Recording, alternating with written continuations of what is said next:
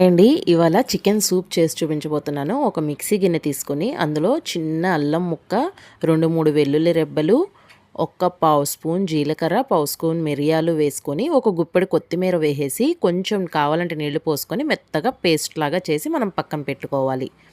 ఇప్పుడు ఒక కుక్కర్ పెట్టుకొని 2 స్పూన్స్ ఆయిల్ అండి, ఎక్కువ ఆయిల్ పట్టదు. 2 స్పూన్స్ ఆయిల్ వేసి చెక్క, లవంగా, యాలుక్కాయ, చిన్న చెక్క ముక్క, 2, 3 లవంగాలు, ఒక్క యాలుక్కాయ వేసేసి సన్నగా తరిగిన ఒక ఉల్లిపాయ కూడా వేసి చక్కగా దోరగా వేయించుకోవాలి. ఇది వేగిన తర్వాత ఒక పావు కిలో చికెన్ వేసుకుంటున్నాను. ఇది బోన్స్తో తీసుకున్నానండి నేను.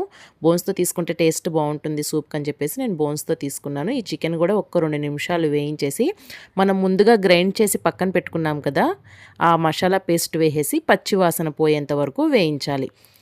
ఈ సూపు హెల్త్‌కి కూడా చాలా మంచిదండి. దగ్గు, జలుబు ఉన్నప్పుడు ఒక మెడిసిన్ లాగా పనిచేస్తుంది. ఇందులో ఒక పావు స్పూన్ పసుపు, రుచికి సరిపడా ఉప్పు వేసుకొని బాగా కలుపుకొని, మసాలా కూడా చక్కగా వేగిపోయింది కదా, ఇందులో 1 లీటర్ వాటర్ పోసుకోవాలి. మీరు కావాలనుకుంటే ఎంత ఎక్కువైనా పోసుకోవచ్చండి వాటర్ అనేది. దీనికి కొలత ఏమి ఉండదు. మా ఇంట్లో 4 మెంబర్సే ఉంటారు కాబట్టి నేను ఈ మాత్రం వేశాను.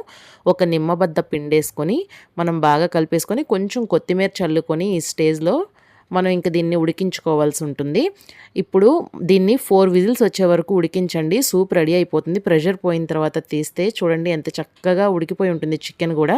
ఇందులో కొంచెం కొత్తిమీర చల్లుకొని మనం వేడివేడిగా సర్వ్ చేసుకోవచ్చండి. లెమన్ స్లైసెస్ కూడా వేసుకుంటే చూడటానికి బాగుంటుంది. టేస్ట్ అనేది డిఫరెంట్గా వస్తుంది. మనం పీల్తో సహా వేసాం కాబట్టి ఇలా వేడివేడిగా సూప్ చక్కగా బౌల్లోకి తీసుకొని ఏ స్టార్టర్తో అయినా సర్వ్ చేయొచ్చండి. మనకి ఎన్ని స్నాక్స్ ఉన్నా కానీ పక్కన సూప్ ఉంటే ఆ టేస్టే వేరు కదా. ఈ విధంగా తప్పకుండా ట్రై చేయండి.